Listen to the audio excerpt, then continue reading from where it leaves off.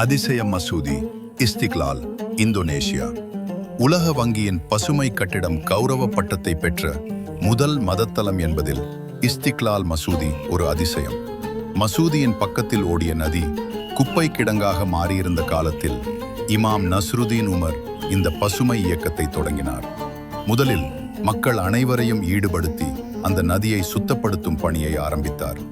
இந்த மாற்றத்தின் போது இஸ்திக்லால் மசூதியில் சோலார் பலகைகள், நீர் மறுசுழற்சி அமைப்பு மற்றும் நீரின் வீணாக்கத்தை கட்டுப்படுத்தும் குறைந்த ஓட்டக்குழாய்கள் நிறுவப்பட்டன.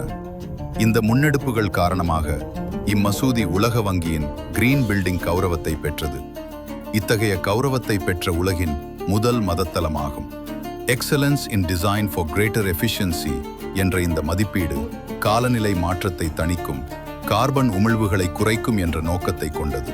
பேராசிரியர் நசருதீன் கூறினார், சுற்றுச்சூழலை பாதுகாப்பது இஸ்லாமிய கொள்கைகளுடனும் முழுமையாக ஒத்துப்போகிறது. இஸ்திக்லால் மசூதி ஒரு வழிபாட்டு தலம் மட்டுமல்ல, சூழலை காக்கும் பொறுப்பு முஸ்லிம்களின் கடமை என்பதை உலகிற்கு நினைவூட்டும் ஒரு உயிருள்ள எடுத்துக்காட்டு. நல்ல மாற்றம் நம்மிடமிருந்தே தொடங்கலாம்.